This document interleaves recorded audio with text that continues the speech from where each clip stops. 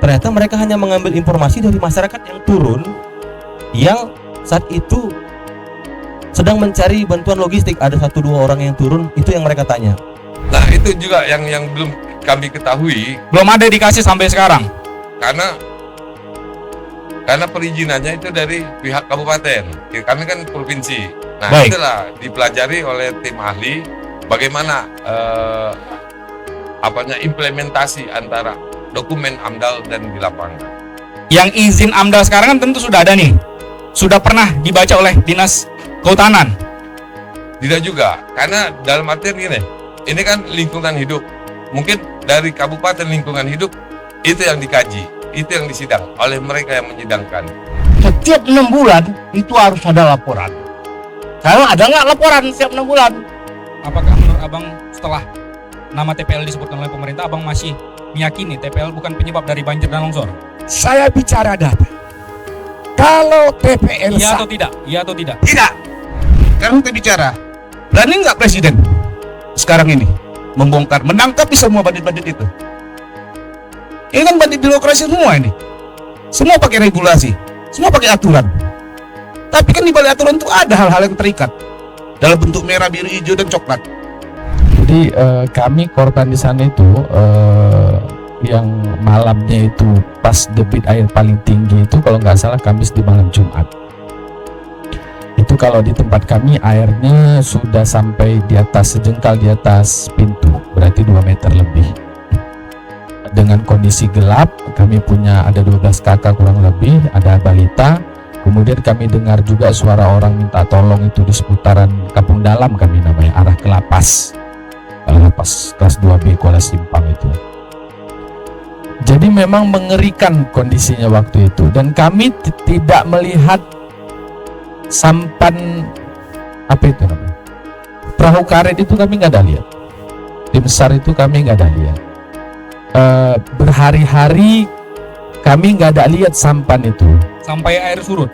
Sampai air surut kami lihat sampannya ada di atas mobil di jembatan. Entah dipakai atau enggak kami pun nggak tahu. Ada kami lihat sampannya di atas mobil. Api ada ya? Ada. Setelah surut. Setelah surut ada sampannya, ternyata orangnya yang nggak nampak. Iya, mobil-mobilnya. Jadi memang kurang lebih 4 harian itu minum air lumpur. Kalau yang di ujung-ujung itu malah sampai ada yang 1 mingguan masih minum air lumpur. Masih banyak itu korban yang belum mendapatkan evakuasi yang layak. Tempat mereka pengungsian aja itu tidak layak, saya lihat. Makanan juga tidak layak. Inilah yang harus menjadi PR besar kepada pemerintah, khususnya yang memiliki tanggung jawab amanah konstitusi, bahwasannya kehidupan yang layak bagi masyarakat itu tanggung jawab negara. Mereka harus hadir segera mungkin. Dan juga disampaikan bahwasannya anggaran daerah terbatas. Tadi Bang El sudah menyampaikan itu. Ada pergantian-pergantian, saya kurang paham, mungkin Bang El lebih paham. Iya, kita harus dorong nih sama-sama bahwasannya harus ada subsidi dari pemerintah pusat. Saya nggak mau tahu anggaran itu dari mana. Yang penting sisi kemanusiaannya harus dikedepankan lebih dahulu. Jadi dari mulai 13,2 triliun APBD kita yang tahun 2025 murni, kemudian berubah di perubahan jadi 12,5, terus kemudian 2026 tinggal 11,6. Sebenarnya dosa besar itu negaranya, pejabatnya gitu. Kenapa ini membiarkan? Setiap sektor-sektor yang mengakibatkan munculnya banjir itu, bencana itu adalah pemerintah. Baik dia dari pusatnya sampai ke daerahnya, sampai kepala desa. Iya, apa kabar saudara?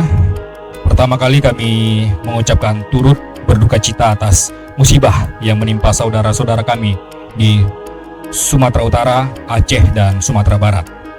Dari peristiwa bencana banjir dan longsor yang telah terjadi, ada 2 hal penting yang menjadi sorotan redaksi. Pertama, adanya kebohongan publik yang diciptakan oleh pemerintah, dan yang kedua adalah ketidaksiapan pemerintah dalam menghadapi penanganan bencana. Dan hari ini kami akan membahasnya dalam program eksklusif saya, Prasetyo. Dan hari ini kami banyak mengundang narasumber dari para aktivis dari Mapel Indonesia, Yusuf Hanafi, terima kasih. Aktivis dari Taufik Hidayat, Tanjung, dari Presidium Marak, Bang Ares Tambubolon, dari pakar tata kota, Bang Jaya Arjuna, dan dari Dinas Kehutanan, dan banyak lagi, termasuk dari pengamat kebijakan publik dan anggaran, Bang Elvenda Ananda. Sehat Bang ya. Dan juga tentu narasumber tetap kita juga yang selalu memberikan tanggapannya di setiap kegiatan dari PMPHI, Bang Gandhi Parapat, dan Bang Yan Max dari mantan Ketua MKGR Sumut, Bang ya. Sehat Bang ya.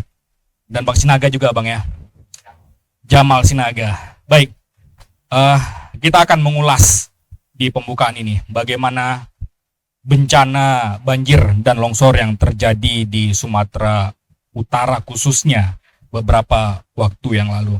Dan kami bukan hanya mendapat informasi, tapi kami juga menuliskan berita bagaimana peristiwa banjir dan longsor yang ada beberapa fakta yang mungkin agak berlainan antara keterangan dari pemerintah yang menyatakan sudah siap penanganannya, sudah aman di lapangan. Ternyata dalam pemberitaan kami, informasi yang kami dapatkan dari narasumber ternyata tidak seperti itu. Khususnya informasi ini kami dapat dari Masyarakat Pelestari Lingkungan atau MAPEL Indonesia, M. Yusuf Hanafi. Kita akan buka diskusi hari ini dari M. Yusuf Hanafi Sinaga, Ketua MAPEL Indonesia. Apa kabar? Sehat? Alhamdulillah Bang sehat. Yusuf ya. Mas Pras. Kemarin MAPEL Indonesia turun ke lokasi banjir dan longsor, khususnya banjir di Kota Medan juga, dan menyampaikan beberapa fakta yang ini tidak disampaikan oleh pemerintah terkait dengan peristiwa bencana yang ada. Kisah apa yang bisa dibagikan oleh MAPEL Indonesia untuk publik? Ya. Terima kasih Mas Pras yang sudah mengundang saya kemari. Jadi begini, pada saat hujan deras beberapa hari, pada tanggal 25 November 2025, puncak hujan, dan terjadi, kita dapat informasi dari teman-teman kita di daerah, banjir dan longsor yang cukup parah itu di Tapteng dan Sibolga. Kita langsung menyiapkan tim relawan 15 orang, tanggal 26-nya, berangkat melalui jalur Rantau Prapat, Kota Pinang, Gunung Tua, Padang Sidempuan, dan Tapsel. Sampai tanggal 27 di Tapsel, tepatnya di Desa Hutagodang, Kecamatan Batang Toru, Kabupaten Tapsel, tanggal 27 November 2025. Kami adalah tim pertama, tidak terlihat di sana tim relawan, tim SAR, BPBD, BNPB maupun TNI Polri. Sungguh di sana sangat, Mas Pras, sangat menyedihkan ya. Kita ngelihat di sana informasi dari teman-teman update ke saya sampai ke jembatan Garoga yang terputus. Ya. Itu bukan jembatan yang terputus itu melainkan jalan lintas dan rumah masyarakat, karena sungai sudah terpenuhi oleh gelondongan kayu. Jadi air itu menekan dari titik yang paling lemah ya, sehingga membentuk alir sungai baru. Di sana rumah-rumah itu terendam lumpur, pasir tanah, dan juga gelondongan-gelondongan kayu. Kemudian rumah-rumah sebagian itu hancur, terhempas, terhantam oleh gelondongan kayu. Tim relawan kita pada tanggal 29 November, barulah TNI Polri, tim SAR, BPBD, BNPB turun. Kami melihat di situ TNI bekerja dengan cepat, membangun jembatan darurat yang terbuat dari gelondongan kayu. Ya. Saat itu mereka menggunakan alat berat milik perusahaan swasta, 1 unit di situ. Ketika tanggal 29 terbangun jembatan itu, baru tim bisa masuk ke sana dengan berjalan kaki, dan banyak longsoran dan jalan yang terputus. Tanggal 29 berangkat, tanggal 30 tim sampai ke sana, Tapteng dan Sibolga, jalan kaki dan numpang-numpang. Yang mirisnya, ada satu desa, namanya Desa Bonandolok, Kecamatan Sitahuis, Kabupaten Tapteng. Di sana terisolir, akses jalan terputus, dan mereka sudah tidak tersentuh logistik selama beberapa hari. Akhirnya tim berangkat ke sana, tanggal 30 itu, bersama tim BNPB, BPBD, SAR, BRIMOB, dan MAPEL berangkat. Di dalam perjalanan, tim SAR dan BNPB BPBD-nya ini berhenti. Mereka bilang ini nggak bisa dilanjutkan. Ini videonya ada sama saya. Mereka memilih makan durian. Ini Tidak lanjut. tim untuk evakuasi. Tim untuk evakuasi, tim SAR dan pihak BPBD dan BNPB. Mapel dan Brimob itu lanjut perjalanan. Kurang lebih sekitar 5 jam berjalan kaki, melewati 23 titik longsor, ada 3 jalan yang terputus, ada 20 longsoran. Itu menaiki gunung dari Sibolga sampai ke atas, jalurnya naik. Di sana sangat menyedihkan memang. Mereka tidak tersentuh. Tim sampai. Nah, setelah tim turun, tim BNPB dan tim SAR juga melaporkan ke pimpinannya. Ternyata mereka hanya mengambil informasi dari masyarakat yang turun, yang saat itu sedang mencari bantuan logistik. Ada 1-2 orang yang turun, itu yang mereka tanya. Selanjutnya, di tengah-tengah jantung kota Medan, Bapak-bapak, 4 hari setelah bencana, saya saat itu di Medan, tanggal 29 November, saya melihat di medsos dan masuk telepon, ada satu tempat pengungsian mandiri masyarakat, tepatnya di Kelurahan Terjun, Kecamatan Medan Marelan, Kota Medan. Mereka sudah 4 hari terisolir di komplek KPUM. Mereka ngungsi di sekolah Baik. di lantai 2. Bang Yusuf Hanafi.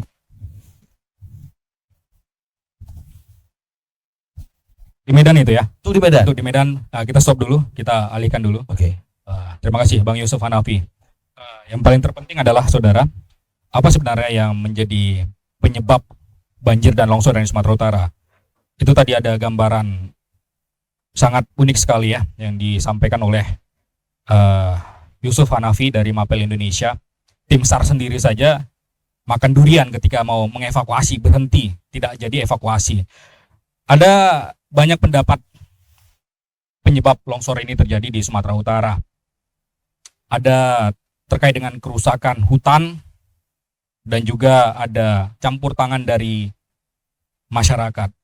Karena hari ini sudah hadir bersama kita dari Dinas Kehutanan, apakah benar longsor dan juga banjir yang terjadi di Sumatera Utara tersebut akibat hutan di Sumatera Utara yang gundul? Kami akan memberikan kesempatan kepada Dinas Kehutanan dari Kabid Penegakan Hukum dari Dinas Kehutanan, Pak Zainuddin ya. Oke, terima kasih untuk waktunya. Assalamualaikum warahmatullahi wabarakatuh. Kami dari Dinas Lingkungan Hidup dan Kehutanan Provinsi Sumatera Utara mengucapkan turut bela sungkawa terhadap para korban banjir bencana yang berada di Provinsi Aceh, Sumatera Utara, dan Sumatera Barat. Oke, agak menarik di sini tentang penyebab kenapa terjadinya banjir. Mungkin perlu juga dikaji. Terhadap mungkin ada ahli geologi atau ada ahli tanah. Mungkin bisa juga menyampaikan seperti itu. Dan beberapa hari setelah kejadian, kami dari Dinas Lingkungan Hidup dan Kehutanan Provinsi Sumatera Utara, terutama yang berada di Kabupaten Tapanuli Selatan, melakukan pengambilan peta melalui citra satelit dengan menggunakan drone, di mana di lokasi ada sekira 47 titik longsor. 47 titik longsor, dan itu saat ini masih berlangsung mengarah ke daerah Kabupaten Tapanuli Tengah. Ya. Jadi hal-hal atau terjadinya longsor itu kita ambil titik dan kita plottingkan ke dalam peta kawasan hutan. Yang dimana saat ini ada sebagian besar itu berada di luar kawasan hutan, di mana kawasan hutan itu berada di paling tinggi. Nah, di bawah ini adalah merupakan tanah-tanah dari masyarakat yang memang posisinya berhutan. Karena posisi berhutan, tapi belum tentu itu kawasan hutan. Nah, di dalam kegiatannya ternyata di lokasi tersebut ada pembersihan lahan, dan saat ini sedang dilakukan penyelidikan oleh Barreskrim Polri langsung yang kemarin sempat konferensi pers, dan ada beberapa perusahaan yang sedang dilakukan penyelidikan.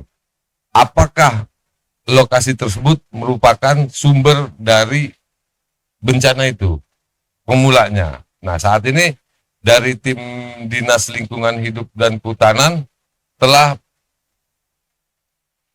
mewakili dua ahli di dalam pengelolaan lingkungan hidup di beberapa perusahaan. Nah, perusahaan ini bergerak di bidang perkebunan, dan ini berdasarkan kajian AMDAL-nya selaku pejabat pengawas lingkungan hidup akan dimintai keterangan oleh Mabes Polri. Berapa perusahaan, Pak? Kalau yang semalam hanya terdengar baru dua, dan dari pihak kejaksaan juga aktif dalam meminta keterangan beberapa perusahaan juga aktif. Ini yang bergerak di sawit ya?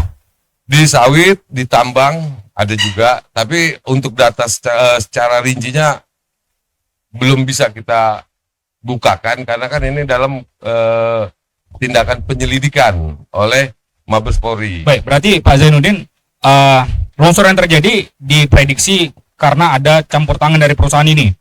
Iya, diperkirakan ada sumber dari situ. Dan kalau kita ada lihat di media sosial gitu kan, media sosial tentang adanya PLTA yang jebol, itunya ada juga potensi mendukung terjadinya atau membesarnya bencana ini. Demikian. Baik, ini kan ada perusahaan, artinya perusahaan ini kan berada di lokasi yang diprediksi oleh pemerintah juga sebagai penyebab longsor dan banjir di Sumatera Utara. Ini kan memerlukan izin untuk pendiriannya.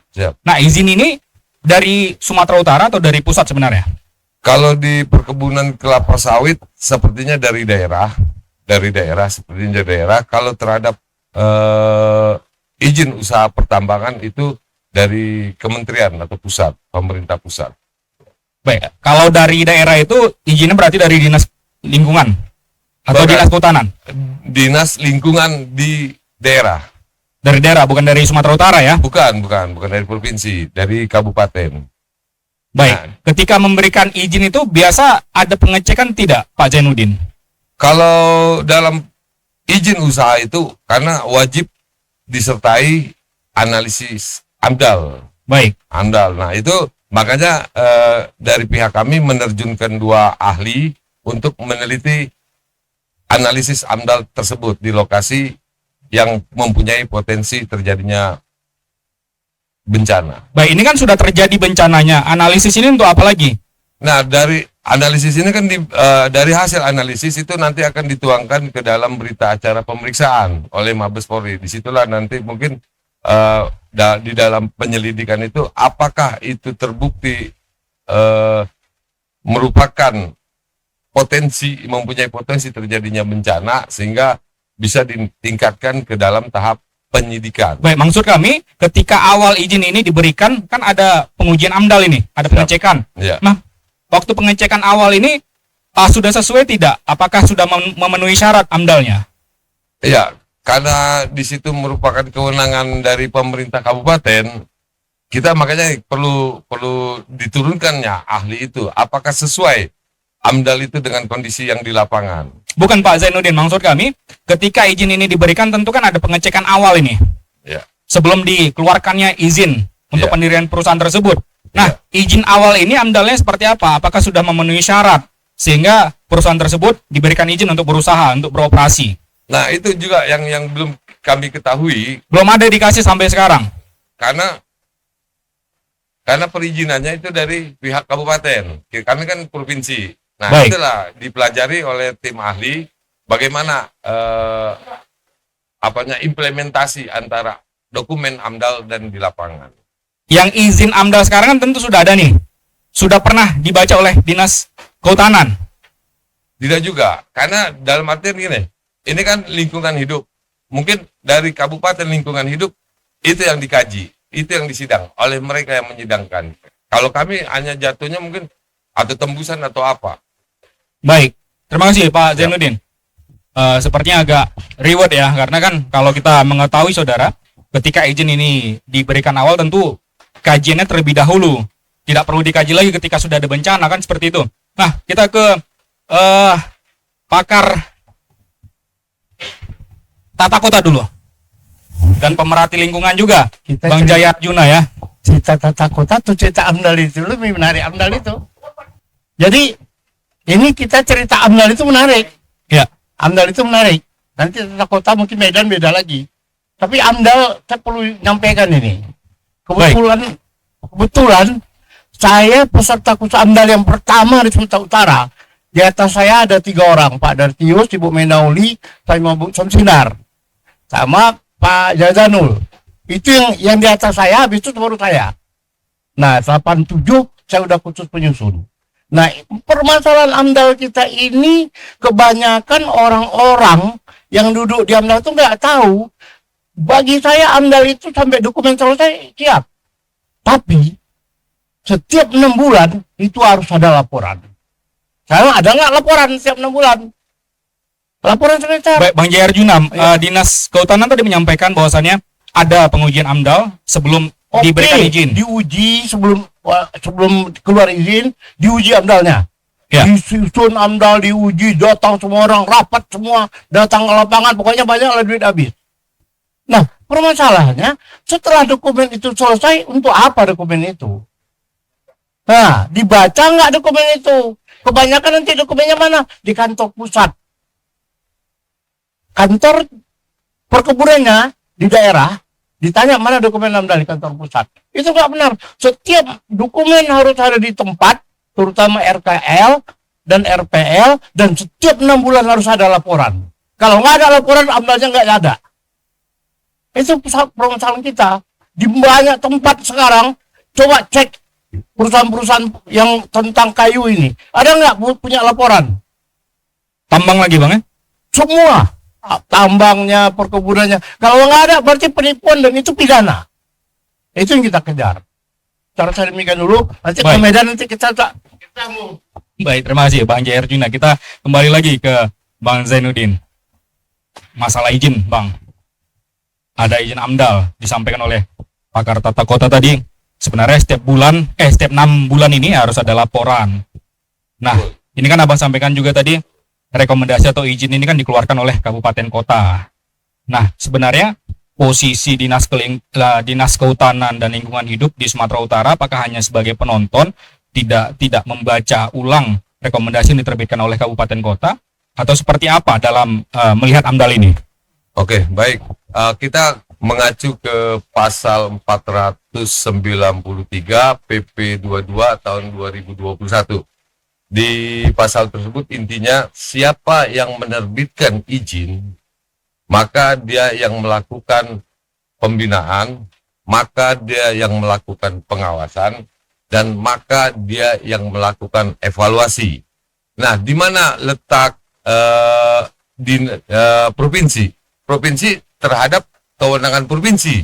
Misalnya ini ada perusahaan, kalau kayak sekarang PMA untuk PP ini sudah jatuh di kewenangan provinsi. Nah, maka provinsilah yang melakukan pembinaan, yang melakukan pengawasan dan melakukan evaluasi. Nah, bagaimana kita tahu bahwa dinas kabupaten kota melakukan pengawasan? Dan kita juga bisa melihat dari Simpel. Simpel itu semacam sistem pengawasan melalui elektronik. Baik. Nah, laporan perusahaan itu ada yang dilaporkan baik secara per triwulan, per semester, maupun per tahun. Itu wajib. Perusahaan wajib menyampaikan laporan pengelolaan lingkungan hidupnya itu ke dalam Simpel. Nah, yang menjadi persoalan bagaimana terhadap perusahaan yang tidak melakukan laporan di dalam Simpel. Nah, karena aturan ini pemerintah menginginkan bahwa perusahaan itu mandiri, tanpa harus disuruh, tanpa harus ditokok, lapor dong. Jadi kita mandiri perusahaan membuat laporannya ke dalam Simpel. Nah, dari pihak pemerintah dalam hal ini Dinas Lingkungan Hidup terhadap hal-hal yang merupakan kewenangan dari provinsi, kami lakukan pengawasan. kami melakukan pengawasan secara elektronik dengan membuka simpel tersebut. Berarti sudah dibaca Bang ya, izin yang Betul. dikeluarkan, Kalau kewenangan laporan yang provinsi, dikeluarkan ya. Betul. Kami makanya ada kegiatan yang namanya proper kalau KM. Ada yang namanya pengawasan. Nah, pada saat perusahaan ini tidak menyampaikan laporan baik semester, triwulan maupun tahunan, kami akan tegur. Baik, kita kembali lagi ke topiknya, Bang Zainuddin. Ini kan bencana sudah terjadi. Lalu pemerintah pusat juga menetapkan ada beberapa perusahaan diduga menjadi biang kerok atas bencana ini. Nah, dinas dari Sumatera Utara ini apakah sudah membaca apa laporan yang mereka sampaikan dari kabupaten kota dan juga perusahaan? Apakah AMDAL-nya sudah sesuai, tidak berdampak kepada lingkungan atau seperti apa? Nah, kalau terhadap kegiatan usaha yang dikeluarkan oleh pemerintah kabupaten, itu tentunya laporannya kepada pemerintah kabupaten, di mana mereka yang mengeluarkan izin usaha tersebut. Laporan tersebut bisa juga kita lihat di dalam simpel. Provinsi bisa juga melakukan. Ya, maksudnya sudah dibaca oleh pemantauan. dinas provinsi, sudah dibaca. Pasti kami baca. Hasilnya apa? Nah, kalau perusahaan yang di sana itu makanya kami cek. Makanya tidak bisa saya untuk menyebutkan nama perusahaan tersebut. Baik, gak usah nama perusahaannya. Artinya mereka tidak menyebabkan bencana atau sudah sesuai AMDAL-nya. Saya belum berani menyimpulkan atau sesuai atau tidak, karena yang kondisi yang di lapangan saat ini kan ahli yang turun di lapangan, mereka lah yang bisa memutuskan apakah kondisi di lapangan sesuai dengan AMDAL tersebut. Baik, kita kasih. AMDAL itu yang saya tanyakan tadi. AMDAL dikeluarkan oleh pusat, provinsi atau kabupaten? Maaf Pak ya.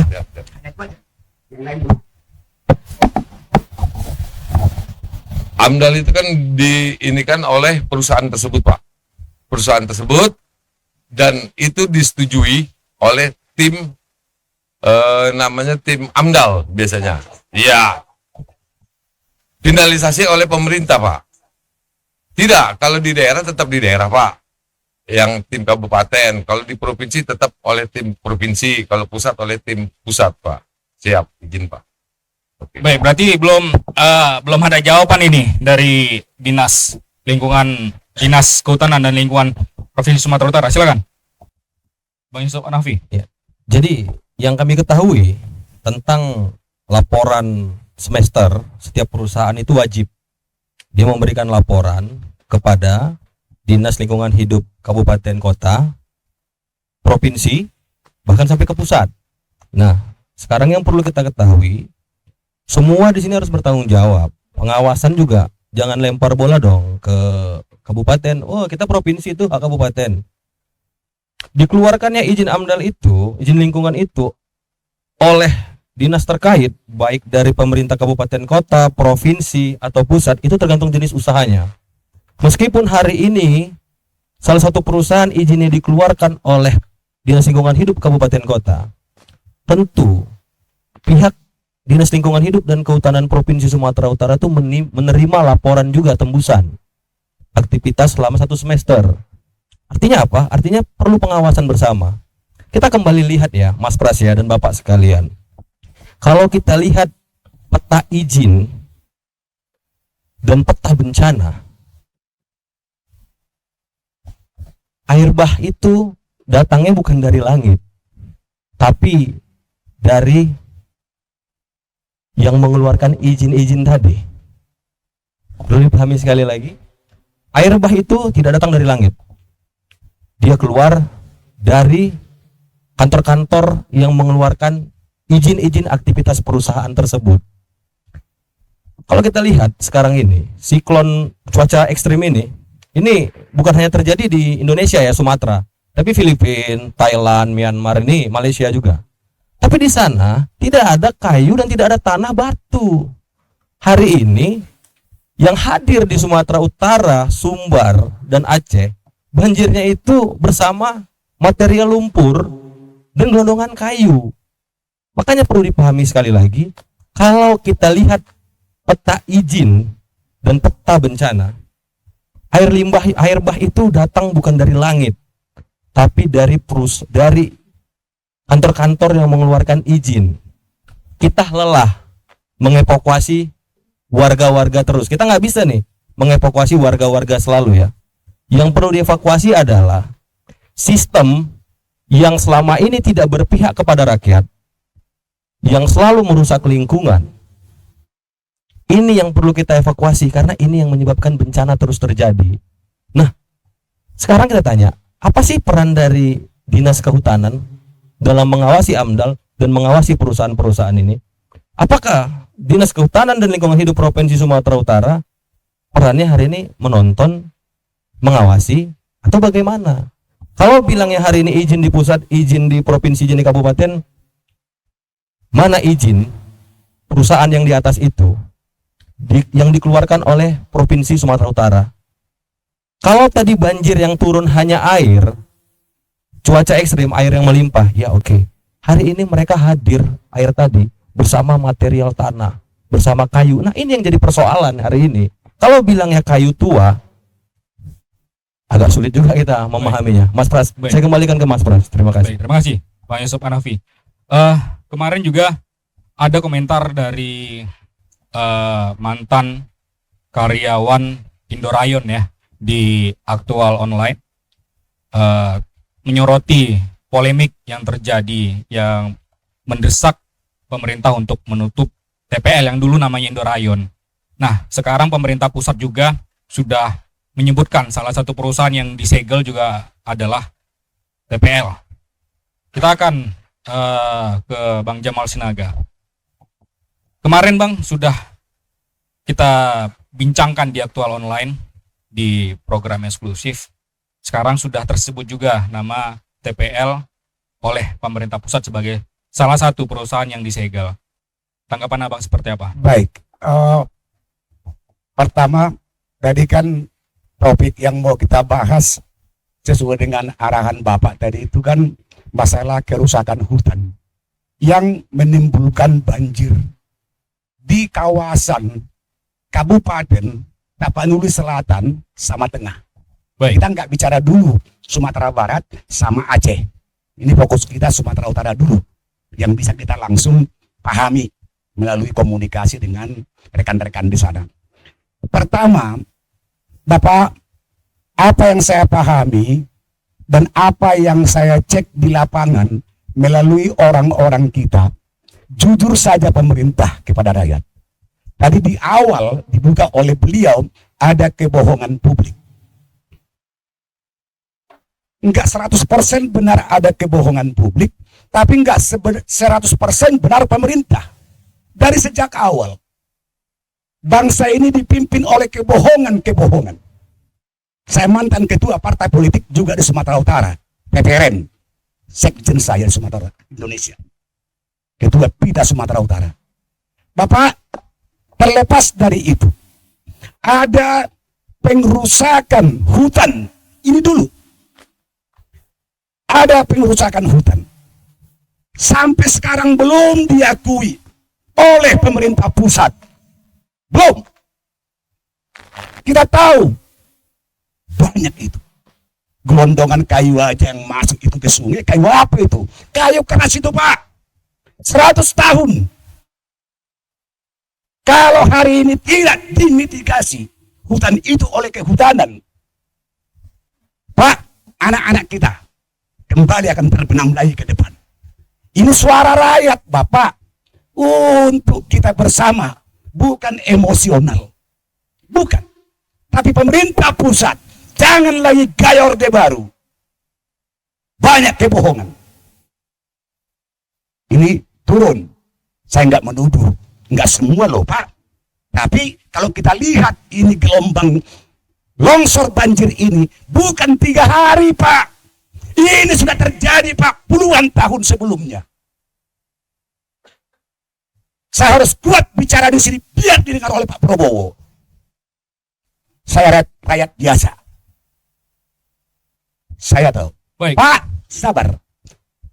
Ya, tadi. Baik, Bang Jamal. Artinya Abang tidak mengakuin bahwasannya penyebab longsor dan juga banjir di Sumatera Utara ini salah satunya disebabkan oleh TPL. Tunggu dulu, saya belum ke sana. Maaf Bapak ya, supaya gamblang dulu saya punya dua tadi ini, deforestasi sama mitigasi. Mitigasi ini penting nanti kita bicara. Jangan lagi normatif bangsa ini. 2050 kita mau merdeka, mau jago negara ini. Kalau begini terus Pak, anak kita hancur nanti. Jangankan di sana Pak, mungkin Medan juga. Pak, tolong Pak dicek. Saya tidak menuduh. Saya memperoleh informasi dan ini belum dimasukkan ke TikTok. Salah satu penyebab kenapa pemerintah pusat belum menetapkan ini menjadi nasional, bencana nasional. Saya buka pada kesempatan ini, saya bersyukur diundang oleh Bapak Cerait.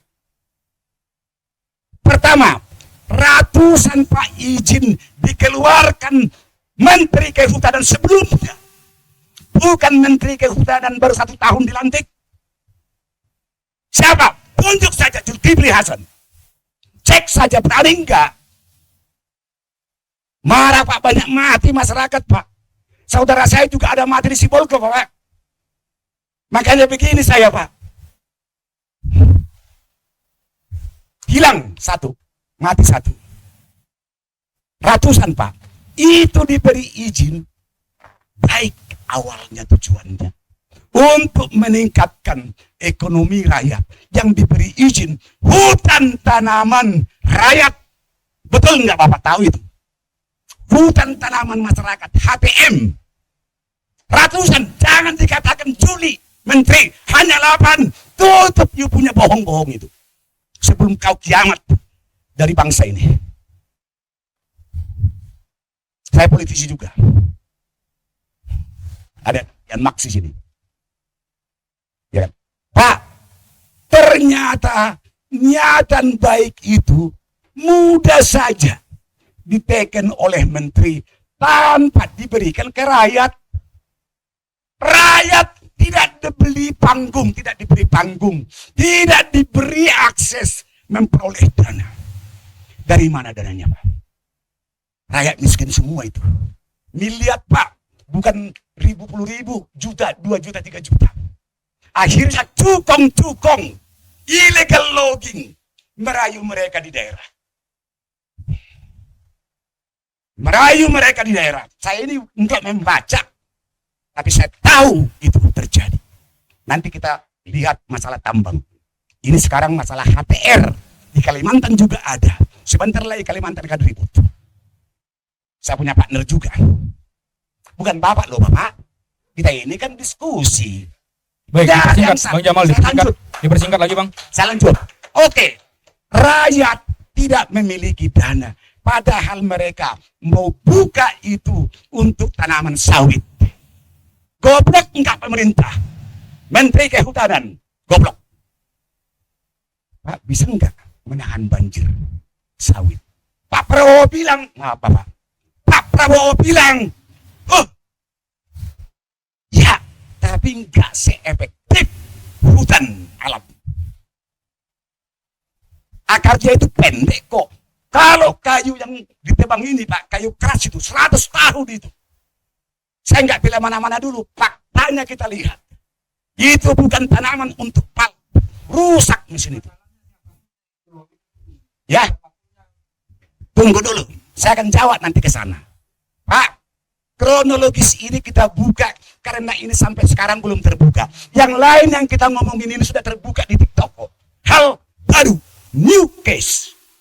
Deforestasi terjadi di Indonesia. Berbahaya Pak. Oke, datanglah cukong-cukong illegal logging ini ke masyarakat Bapak. Biarlah kami bersihkan supaya kalian nanti bisa tanam sawit. Uang kalian kan tidak ada. Tergiur rakyat. Dikasih. Itulah illegal logging. Ternyata illegal logging, potong-potong-potong, ada yang sudah diangkut untuk industri, untuk infrastruktur, untuk lain-lain. Tapi ranting-rantingnya nggak dibersihkan Pak. Tiba-tiba alam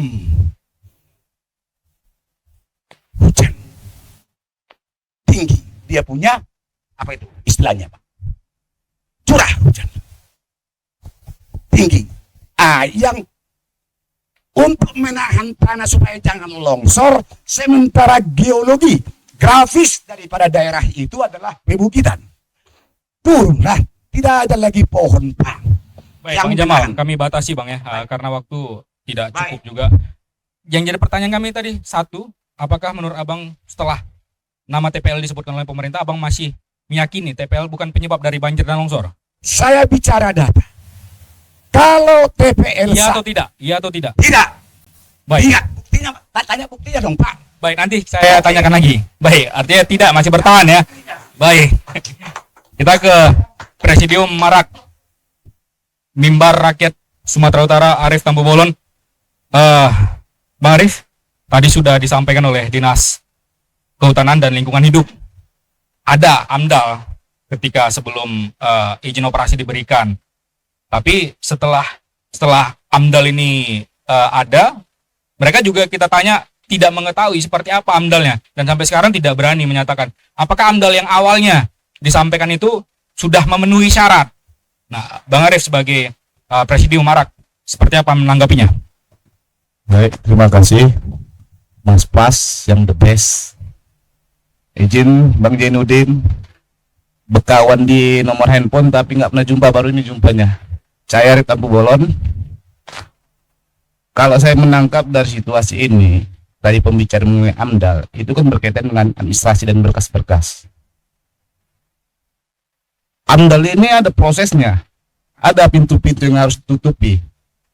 Tapi nggak pakai daun pintu, dia nutupnya pakai angka 100 dalam bentuk ikatan. Ini perlu kita pahami. Kalau memang birokrasi itu baik, tidak akan terjadi yang seperti ini di Republik ini. Kita nggak usah munafik, kita nggak usah sok suci, kita pelaku dosa semua.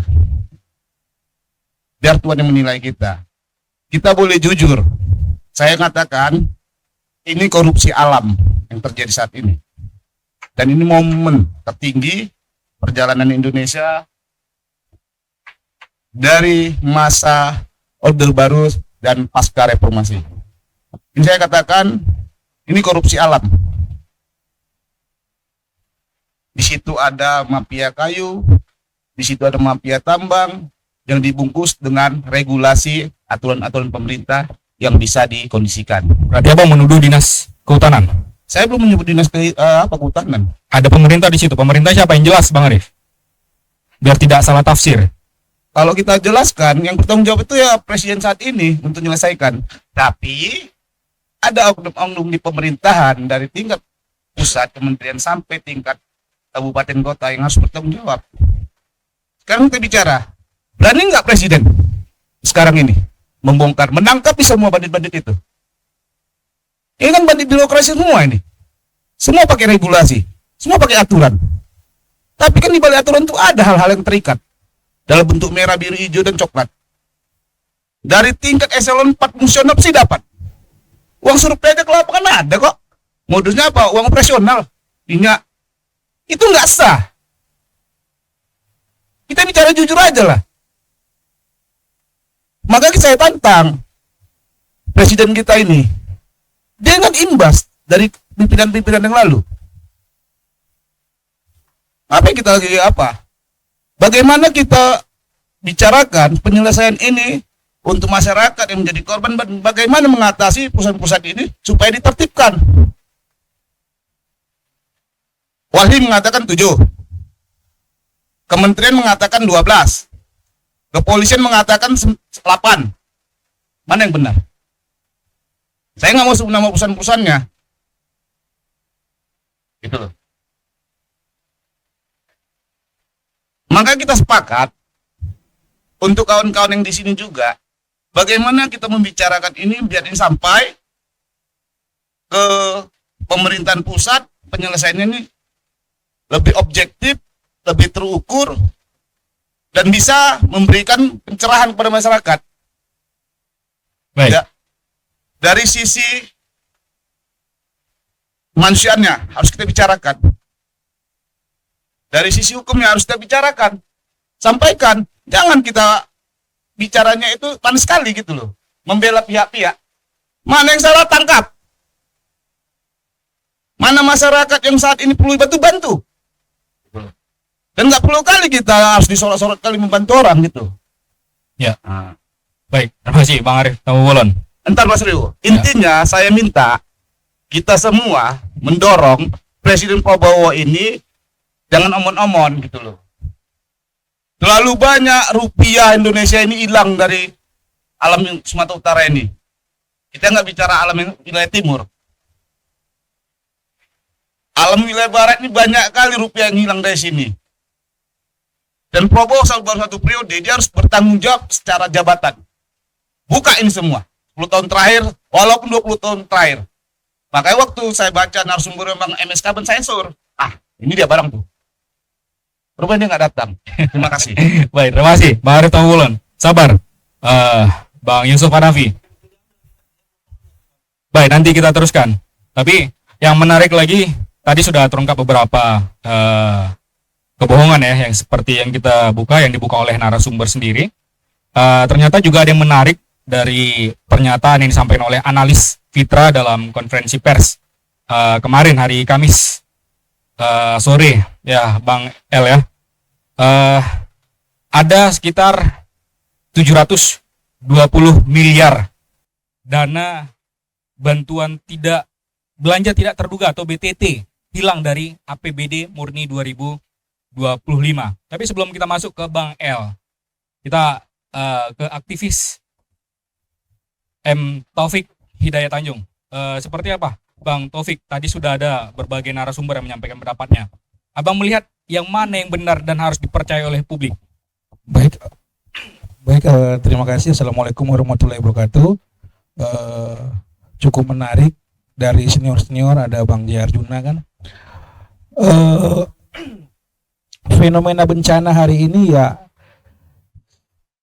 secara logika berpikir kita pasti sudah tahu apa faktor utama penyebabnya. Tapi tinggal kita percayakan yang memiliki kewenangan ini untuk berbuat jujur.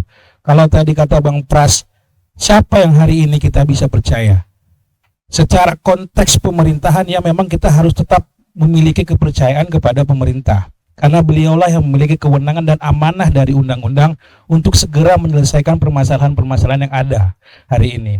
Tapi kita tidak menutup kemungkinan trust masyarakat terhadap pemerintah hari ini cukup rendah. Karena apa? Pemerintah dalam komunikasi publiknya cukup buruk.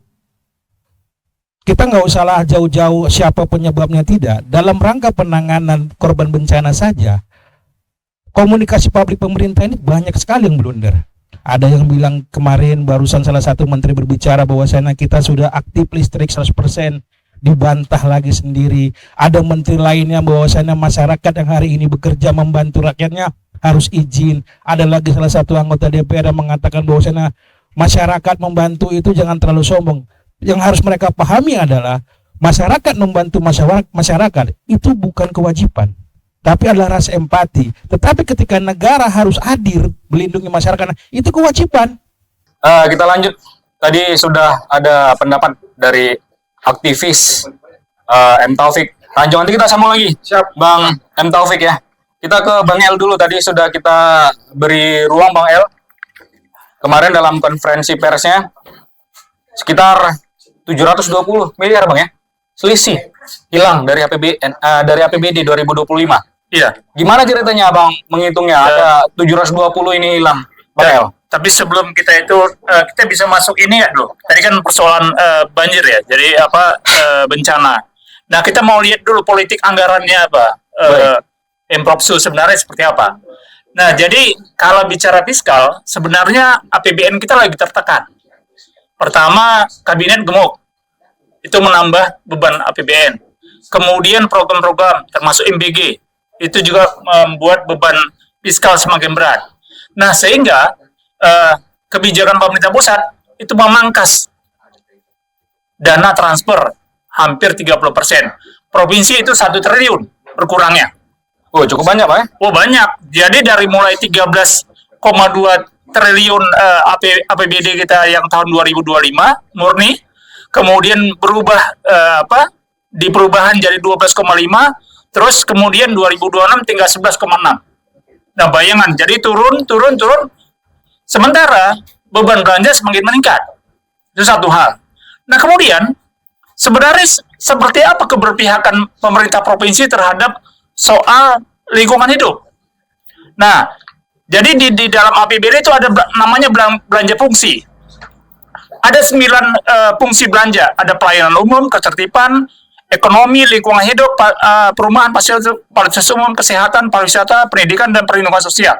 Nah, lalu pertanyaannya, sejauh mana keberpihakannya terhadap lingkungan hidup? Nah, pada APBD 2005 murni, itu dari 13,2 triliun, belanja lingkungan hidup hanya 15 miliar. Atau 0,12%. Baik. Nah, itu ada 4 sebenarnya dinas yang masuk di fungsi itu, termasuk dinas kehutanan. Ada PU tapi di bidang sumber daya alam, kemudian dia ada lingkungan hidup. Nah, kemudian ada kehutanan. Nah, jadi waktu perubahan BBD dari 0,12% dipangkas lagi, tinggal 0,8%. Nah, itulah artinya dari sisi keberpihakan di bidang lingkungan. Itu belanjanya. Lalu kita mau lihat dari sisi apa ya? Dari sisi belanja tadi kan menyoal ya soal belanja di kehutanan. Ya. Di kehutanan sebenarnya belanja OPD-nya itu dipangkas. Dari untuk fungsi lingkungan ya, dari 1,4 miliar tinggal 442 juta untuk kepentingan lingkungan hidup. Nah, jadi bayangkan nggak bisa ditekan ini sebenarnya. Kenapa? Nggak bersalah juga ya, Bang. Fungsinya dipangkas. Ini bukan sudah karena kenal, Bang El ya? Nggak ada urusan, nggak kenal, Bang. Baik. Nah, ini untuk urusan lingkungan hidup ya, 442 juta tinggal dari 1,4 miliar. Nah, lalu kita mau lihat sebenarnya programnya seperti apa. Nah, ini misalnya kegiatan pemanfaatan hutan di kawasan hutan produksi dan hutan lindungan, hutan lindung. Dari 150 juta dipangkas 0. Nah, jadi makin banyak sebenarnya dan semakin tidak berpihak sebenarnya pemerintah provinsi terhadap urusan lingkungan hidup. Ini poinnya. Nah, kemudian bagaimana penyusunan rencana pengelolaan kesatuan pengelolaan hutan. Itu dari 3 miliar tinggal 2, ya sekitar 2,8. Nah, ini dari sisi lingkungan keberpihakan lingkungan. Lalu pertanyaannya kita masuk kepada persoalan bencana. Nah, ada sekitar 7 kali pergeseran anggaran di provinsi. Ada Pergub nomor 6, Pergub 37, Pergub 7, Pergub 16, 23, 24, 25 sampai perubahan APBD.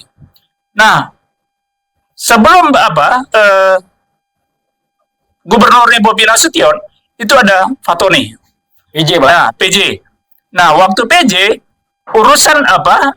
urusan belanja tidak terduga yaitu untuk bencana itu ada 843 miliar. Itu di Pergub nomor 7. Nah, kemudian pada fungsi belanja modal itu hanya 669 miliar. 669 miliar. Nah, kemudian setelah perubahan APBD belanja tidak terduga atau untuk bencana itu tinggal 98 miliar. Ini yang terakhir, Bang, 98 miliar. Iya, itu yang terakhir. 98 miliar itu di perubahan APBD. Nah, kemana belanja yang sisanya itu? Sebenarnya ini banyak ke belanja infrastruktur. Itulah belanja jalan, kemudian jaringan dan irigasi.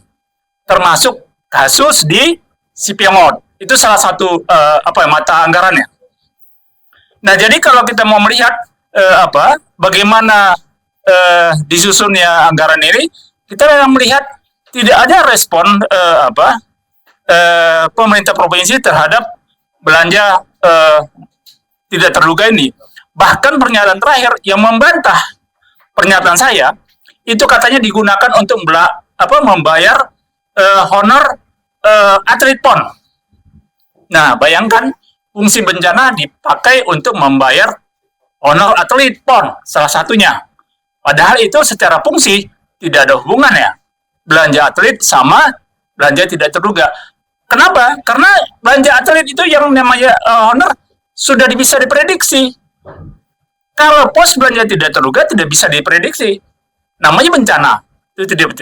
Nah, jadi poinnya dari sisi Dari sisi dana bencana memang tidak punya sense untuk ke sana. Tidak punya keberpihakan. Jadi begitu ada masalah seperti ini terkejut, gagap-gagap semua. Nah, sehingga bingung apa yang melakukan, termasuk misalnya perpanjangan masa tanggap darurat ini. Ini karena tidak ada dana atau memang tidak siap SDM ya, Bang? Iya, kan sebenarnya instrumen anggaran kan hanya salah satu ya. Tetapi sebenarnya instrumen yang lain kan sebenarnya bisa dikerahkan. Tapi penggeraknya itu memang kan anggaran. Baik. Nah, kemudian kalau kita melihat dari sisi perpanjangan waktu ini, itu nggak tahu juga kita menunggu korban yang terisolir tadi menyerah minta kain kafan, atau ada upaya untuk mengupayakan kalau presiden bilang kerja keras. Nggak tahu kita seperti apa. Kalau dari sisi anggaran ini nggak akan mungkin bisa apalagi katanya infrastruktur yang rusak sebesar 9, hampir 10 triliun. Nah, sementara belanja tidak terduga di 2026 itu hanya 70 miliar. Bayangkan dia semakin turun. Nah, ini dari sisi Anggaran, Pak, ya? Anggaran. Nah, kemudian satu sisi kita juga agak membingungkan. Kenapa kemudian gubernur membantah adanya dana 843? Kenapa? Ya, kita tidak tahu sebabnya. Apakah memang itu bagian daripada rentetan kebohongan-kebohongan yang mulai dari PLN, menteri yang ngurusin energi dan macam-macam. Nah, ini ya, jadi ini yang memang membuat buruknya kita mengatasi mitigasi bencana. Padahal kita sebenarnya banyak kan pembelajaran yang bisa diperoleh, gempa Nias, kemudian tsunami dan macam-macam. Ini banyak pengalaman. Sebenarnya kami juga sudah tanggal 27 kita sudah konferensi pers untuk menggerakkan pemerintah supaya soal mitigasi bencana segera dimulai. Kemudian tanggal 28 kita sudah konferensi pers untuk mendorong ini menjadi status bencana nasional gitu. Nah, itu yang sudah kita dorong karena kita melihat postur anggaran tidak mungkin. Apalagi kita mengandalkan Tapteng. Tapteng itu cuma 1 triliun APBD-nya. 600 itu sudah belanja pegawai. Nah, kita bayangkan tidak mungkin bergerak.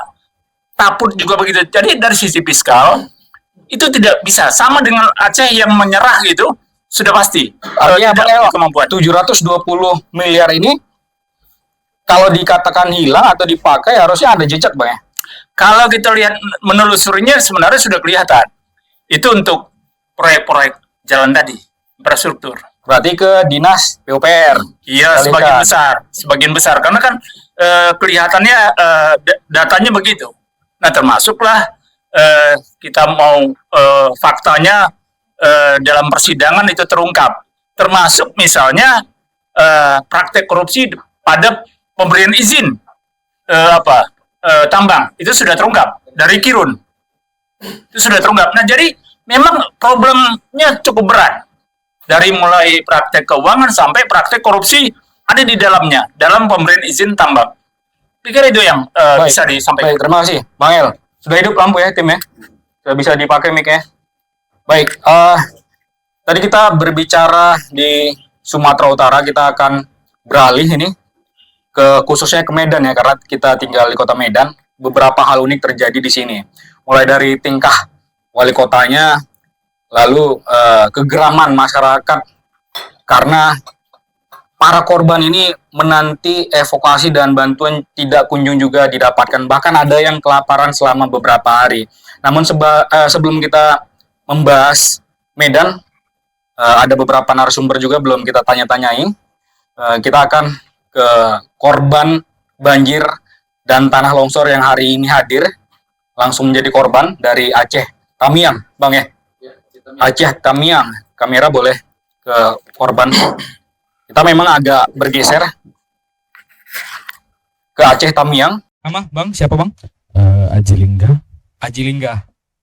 Pada waktu peristiwa banjir dan tanah longsor ini kan Aceh Tamiang berbatasan dengan Sumatera Utara ya? Iya. Saat itu Abang di lokasi bencana. Kurang lebih 3-4 hari itu ya, hujan berturut-turut yang deras tuh di Aceh. Kebetulan saya memang di Karangbaru, kantor juga di sana. Rabu sore itu debit air mulai naik.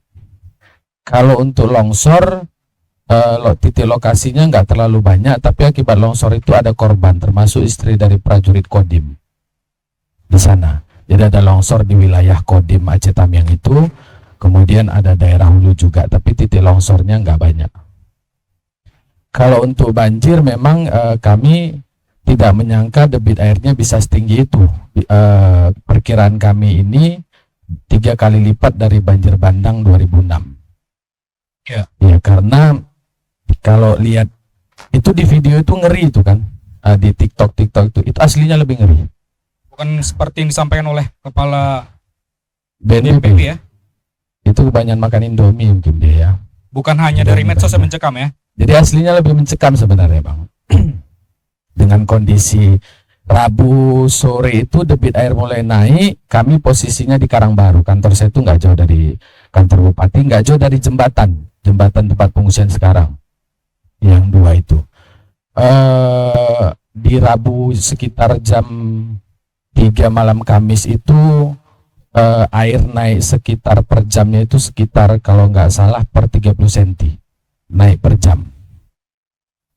Nah, kalau kita lihat kondisi jalannya yang mobil tangki itu bisa berlipat-lipat naik, kemungkinan debit airnya bisa 7-8 meter untuk bisa menggeser mobil yang beratnya kurang lebih 12 ton itu ya. Dan arusnya harus deras, kalau nggak deras nggak mungkin mobil bisa bergeser. Artinya bukan hanya air yang mengalir tapi juga disertai dengan arus ya? Arus dan lumpur. Ada lumpurnya Ada juga? lumpurnya juga. Jadi kami terjebak di lantai 2 di rumah teman itu, kebetulan ada rumahnya lantai 2. Kami ngungsi di situ sekitar 12 kakak. 12 kakak ada balita. Dan selama mengungsi air belum surut itu kami minum air lumpur. Dan air hujannya itu kami kasih untuk anak balita karena ada sekitar 4-5 orang balita di situ.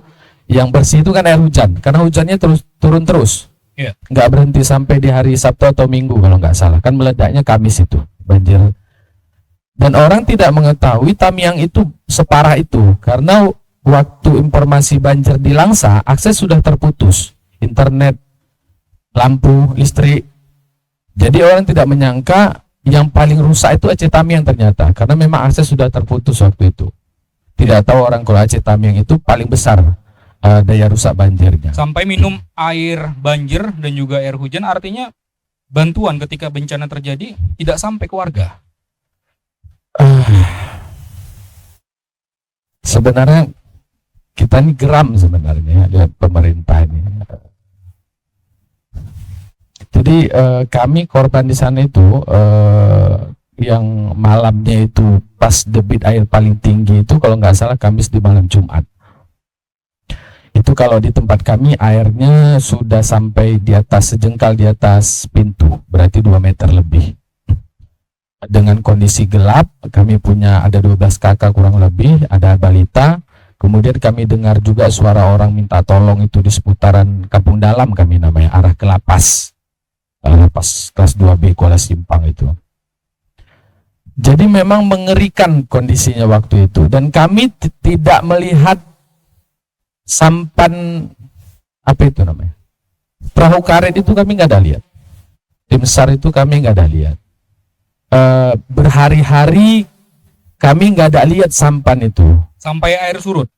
Sampai air surut kami lihat sampannya ada di atas mobil di jembatan. Entah dipakai atau enggak kami pun nggak tahu. Ada kami lihat sampannya di atas mobil. Tapi ada ya, Ada. setelah surut. Setelah surut ada sampannya, ternyata orangnya yang nggak nampak. Iya, mobil-mobilnya. Jadi memang kurang lebih 4 harian itu minum air lumpur. Kalau yang di ujung-ujung itu malah sampai ada yang 1 mingguan masih minum air lumpur. Jadi karena air hujannya untuk anak bayi itu yang lebih bersih, bisa dimasak. Makanan dari mana? Makanan itu stok ini apa namanya? Ya di rumah kan ada stok-stok beras untuk kebutuhan sehari-hari. Jadi memang mengandalkan itu Untuk bertahan hidup. untuk bertahan hidup.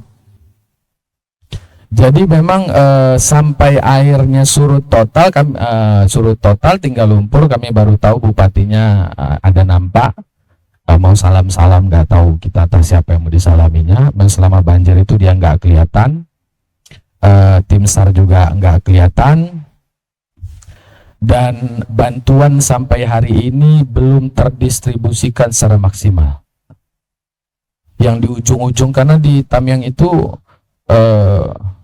abang-abang semua ada 12 kecamatan semua terdampak, apalagi yang terisolir itu yang akses-aksesnya jauh itu. Dan luar biasa, sampai hari ini belum ada yang mendapat bantuan juga, belum ada, masih ada yang belum tersentuh Sampai sekarang. sampai sekarang. Ya relawan-relawan mandiri itu dari masyarakat itulah yang menerobos, yang katanya si paling Aceh, tapi itu yang antar bantuan, pemerintah belum. Kita juga korban kemarin, terobos juga antar bantuan. Ada kawan-kawan dari Jakarta yang bermurah hati, kita belanja di Langsa sedikit, kita kasih yang di ujung-ujung itu. Pemerintah belum sentuh sampai ke arah situ. Baik. Nah, jadi relawan-relawan mandiri ini yang menerobos ini, yang mereka bilang itu yang si paling Aceh itu, inilah yang bantu itu. Itulah kenyataannya. Baik, terima kasih Bang Haji. Cukup luar biasa. Tapi ternyata saudara, bukan hanya Aceh, Tamyang yang mengalami kondisi cukup memprihatinkan. Di Kota Medan juga ada korban, yang ini mungkin sedikit yang mempublis, yang meskipun di medsos atau di media sosial resmi Pemko Medan sudah menyatakan semaksimal mungkin membantu para korban, ternyata ketika terjadi bencana ada yang 3-4 hari tidak mendapatkan bantuan makanan.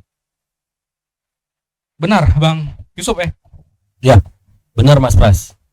Saat itu tanggal 29 November, 4 hari setelah bencana, jam 8 malam setelah Isya, saya dapat telepon dari salah satu senior di wartawan mengabarkan bahwasanya di komplek KPUM Kelurahan Terjun, Kecamatan Medan Marelan, Kota Medan, yang mana titik jantung Kota Medan, ada sekitar 200 orang lebih terisolir, tidak tersentuh sama sekali bantuan, tidak mendapatkan perhatian apapun.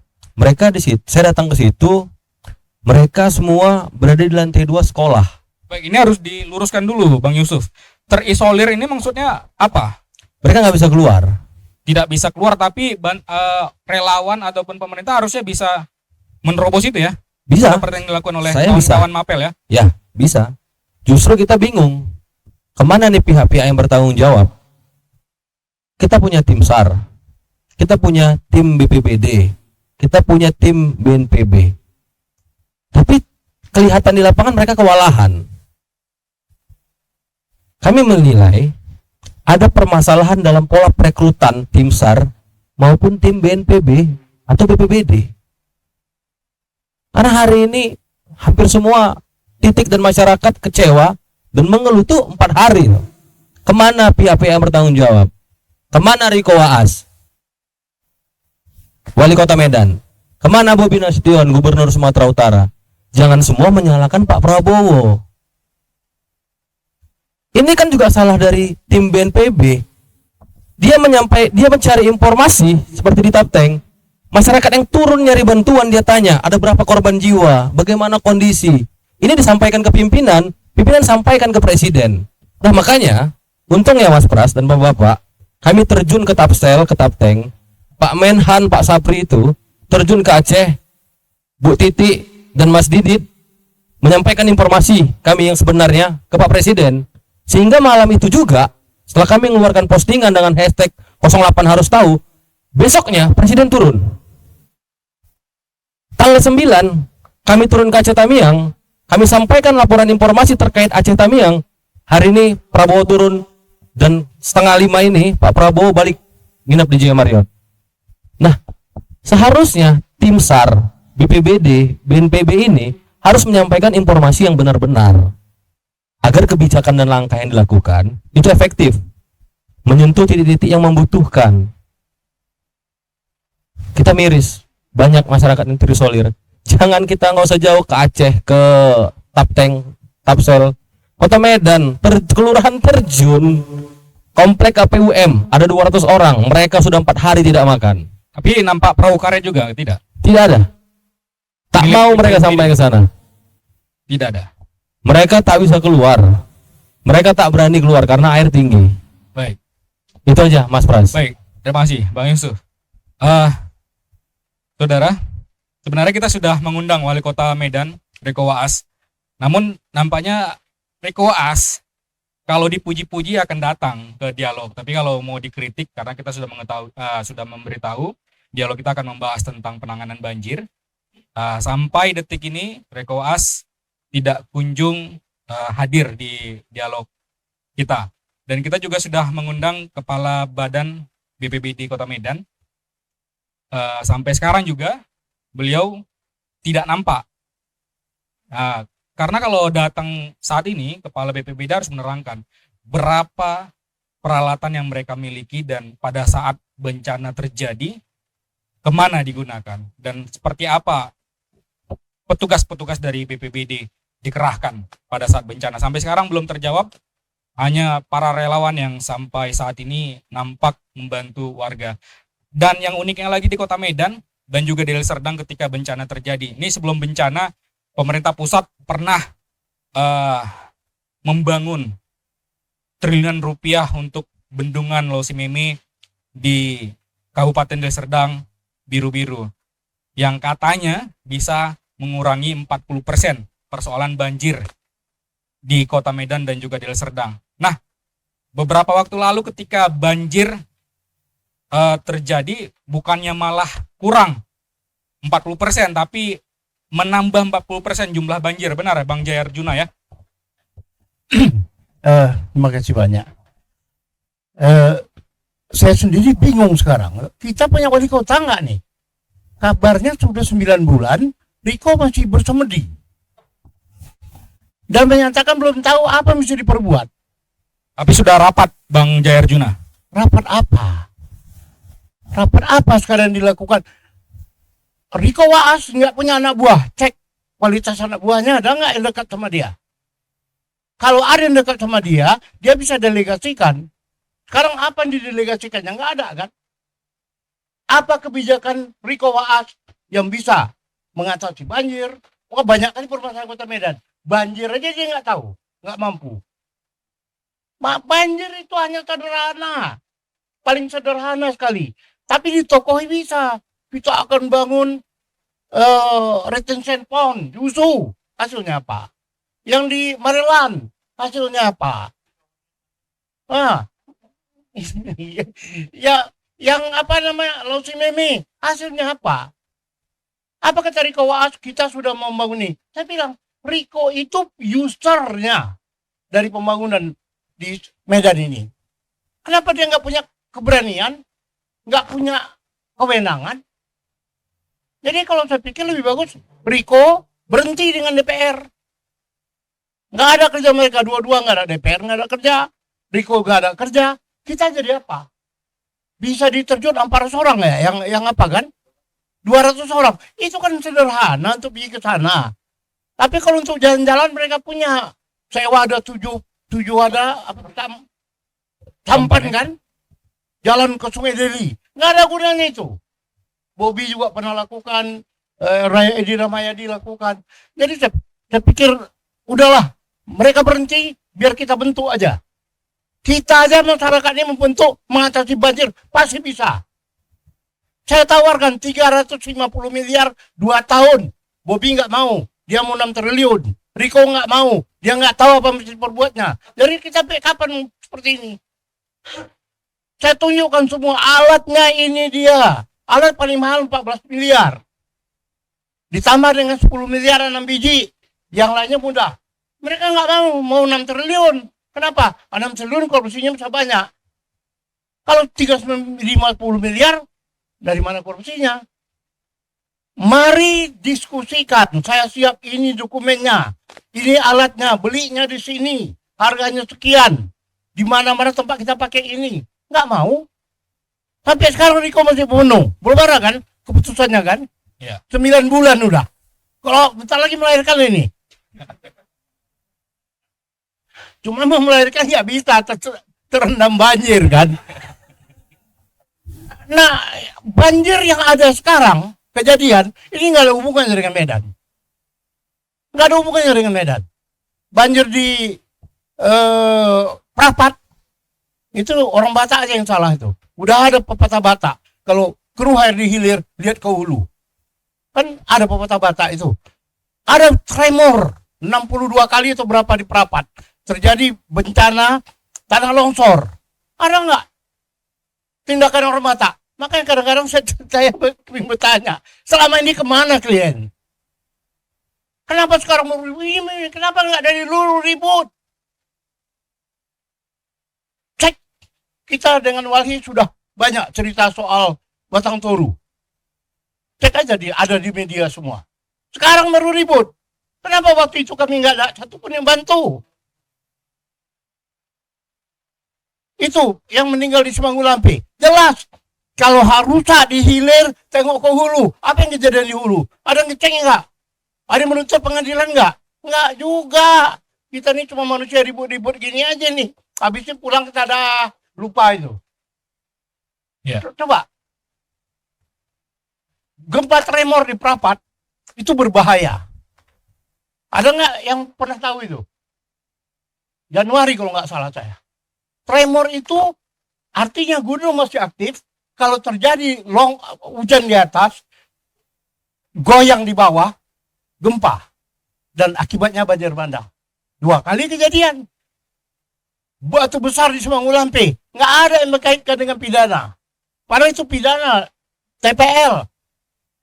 Penyebab Bang ya? Penyebabnya. Baik. Rusak di hilir, tengok ke hulu. Kan itu pepatah-pata. Apa sila molo? Melo dito ay dito ru. Di julu. Tengkirin tu matu julu.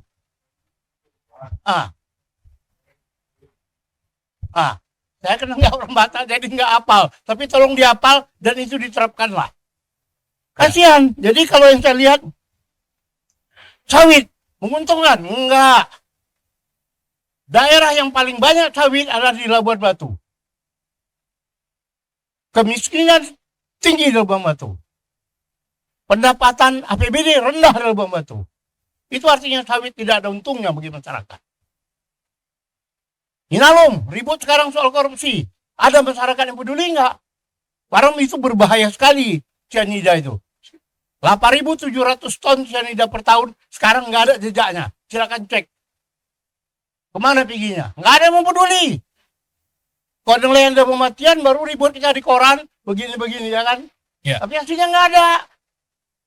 Jadi kadang-kadang saya dengar rapat gini, saya pandangnya bapak-bapak yang bercerita nih, paling saya lihat, kenapa selama ini diam aja? Kalau selama ini ribut, kan terbantu kita semua. Mulai sekarang, stop, berhenti, wali kota. Kami jadi wali kota, kami yang menangani banjir. DPRD, nggak ada, cakep-cakep aja kalian semua itu. Apa yang dikerjakan DPRD? Minta duit. Buktinya apa? Bobby bilang, ribut-ribut, minta duit, habis itu diam, kata Bobby kan? Ya, saya pikir terlalu keras nanti. Makasih banyak. Baik, terima kasih Bang Jaya Arjuna. Di sesi terakhir ini,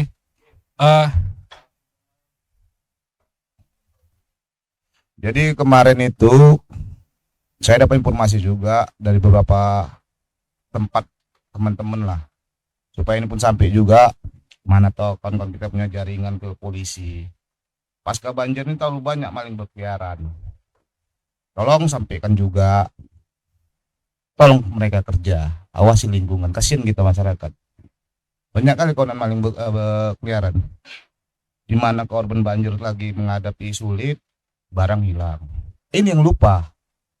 Nah, jangan pula orang tuh hanya macam yang di perumahan apa yang di Gaperta itu 3 orang pula untuk bantu anak Tuki itu ya kan, banjir itu ya, Siapa tuh bang? viral itu kan, anak Tuki kita ya, anak Tuki Medan. Yang membantu? Kapol si apa Kelvin lah, siapa Kelvin tuh kan Kapoltabes, kemudian Riko sama Dandim. Yang tadi suruh mengundurkan diri oleh Bang Jaya Arjuna ya, wali Iya. kotanya ya. Artinya Baik. apa? Kalau kan kondisinya ada yang bisa akses ke Kapoltabes, Kapolres, sampaikan, tolong jaga lingkungan, jangan sampai korban-korban yang terdampak banjir ini jadi korban maling juga. Kasihan itu. Dan itu setahu kami geografisnya juga bukan di kota Medan bang, di Deli Serdang kalau tidak salah. Enggak, ada juga Medan di daerah Elpet. Baik.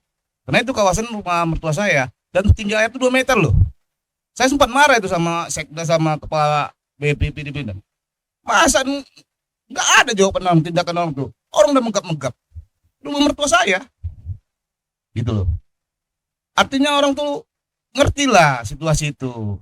Jangan nganggap itu semua gampang-gampang gitu. Gila anak tuh kayak ngapa cepet kayak datang kayak kan. Ke apa Bang Ras sampaikan tolong kepada Kapolres untuk pengamanan. Baik, terima kasih. Teringat kalau kata Bang Jaya Arjuna, kalau banjir di hilir cek ke hulu bang ya. Kalau banjir di Medan jangan ke biru-biru bikin bendungan bang. Kan seperti itu bang ya. Baik, sesi terakhir ke beberapa orang kita tanya pendapatnya. Mantan ketua MKGR Bang Yan Max, dari beberapa pendapat yang ada terkait bencana banjir dan longsor, tanggapan abang seperti apa? Siap. Terima kasih, ini aktual yang saya sangat salut bisa membunyikan ini. Maksud saya pertemuan ini jangan cuma hanya bercakap-cakap. Karena tidak ada sini penentu ini kalau pun dengar suara ini. Kalau Bapak ini penentu Pak Prabowo langsung oke. Ini kita ini cuma diskusi. Jadi maksud saya kita harus pahamin loh persoalan banjir ini Pak. Banjir ini bukan masalah gunung. Cuma dibilang di Firman jangan dirusak gunung, Tuhan akan turunkan hujan. Jadi kita harus kembali semua, kita semua orang beragama ini. Pancasila itu ketuhanan. Tapi lama-lama enggak. Maksudnya enggak usah saling mencela. Dari tadi aku tengok dialog ini bagus, tapi kita hanya menyerang begini. Tapi kalau dia barangkali menteri ini langsung, ini menit juga dia jawab. Tapi kira-kira maksud saya, mari kita sama-sama perbaiki semua. Semua ini sudah korban Pak, bukan cuma satu provinsi Pak. Sudah maha kuasa nih turunkan hujan ini. Jadi mudah-mudahan mari kita diskusi yang baik, yang sehat. Mari kita sadar-sadar, nggak bisa lagi saling menyalahkan, bukan masalah duit ini. Kira-kira itu aja, nggak pala terlalu panjang atau apa-apa. Karena kalau ada sini menteri kehutanan mungkin aku ngomong. Atau Prabowo. Ini cuma kita aja daripada biar Pak Gandhi yang lebih memahami semua ini. Guruku ini Pak. Selamat sore. Bang Taufik, sebelum tadi sedikit terputus pembicaraan kita karena salah teknis ini bang. Terkait mati lampu tadi. Apa yang ingin abang sampaikan lagi untuk pemerintah terkait dengan penanganan bencana di Sumatera Utara? Baik, terima kasih Bang Pras. Harapannya ya memang saya tidak berangkat lagi mundur ya. Saya kalau bicara apa faktor penyebabnya, itu saya yakin dan percaya sudah akan ditangani karena ini sudah menjadi isu nasional kalau faktornya, tapi bencananya belum, bukan menjadi bencana nasional. Saya lebih mengedepankan sisi kemanusiaannya. Tadi juga sudah saya sampaikan bahwasannya hari ini masih banyak itu korban yang belum mendapatkan evakuasi yang layak. Tempat mereka pengungsian aja itu tidak layak, saya lihat. Makanan juga tidak layak. Inilah yang harus menjadi PR besar kepada pemerintah khususnya yang memiliki tanggung jawab amanah konstitusi bahwasannya kehidupan yang layak bagi masyarakat itu tanggung jawab negara. Mereka harus hadir segera mungkin. Tadi juga disampaikan bahwasannya anggaran daerah terbatas. Tadi Bang El sudah menyampaikan itu. Ada pergantian-pergantian, saya kurang paham, mungkin Bang El lebih paham. Iya, kita harus dorong nih sama-sama bahwasannya harus ada subsidi dari pemerintah pusat. Saya nggak mau tahu anggaran itu dari mana. Yang penting sisi kemanusiaan ini harus dikedepankan lebih dahulu. Masih banyak loh masyarakat kita, saudara-saudara kita yang hilang, belum tahu kabar, meninggal atau hidup nggak tahu. Ini yang harus menjadi tugas utama pemerintah hari ini. Mereka harus hadir, memastikan bahwasannya mati atau hidup itu harus dipublikasi. Jangan mereka diam seakan-akan ini ya sudahlah, sudah meninggal, sudah enggak. Walaupun dia mayat, dia harus kita selamatkan dan harus dilakukanlah sebagai layaknya manusia, karena itu bicara hak asasi manusia. Nggak boleh kita sembarangan. Tanggung jawab negara hadir di situ harus ada.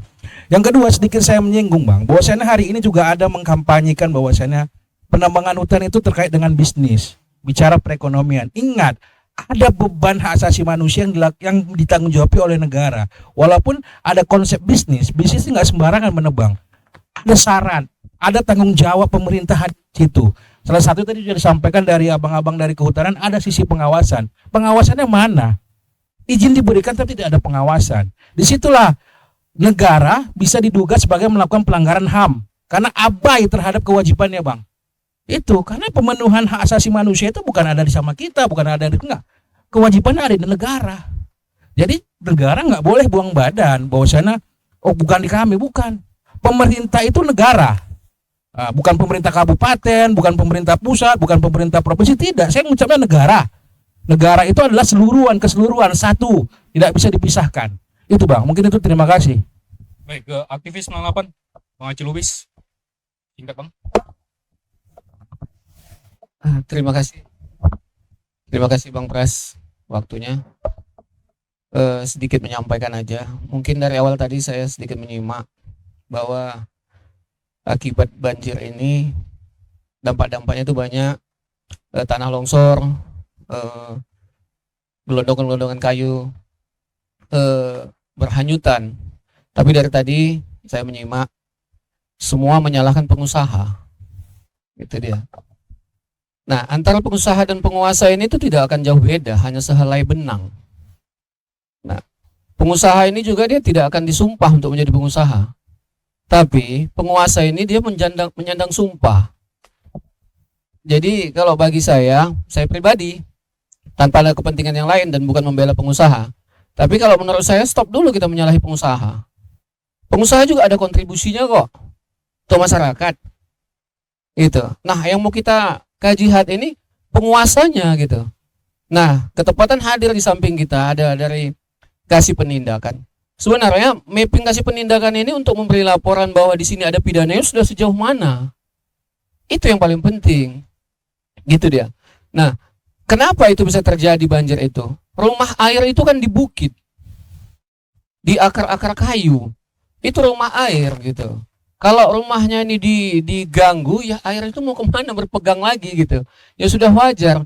Itu air itu akan meluncur dengan sendirinya. Dan seharusnya kita bersyukur, alhamdulillah air itu datang. Karena energi air itu adalah energi untuk membersihkan.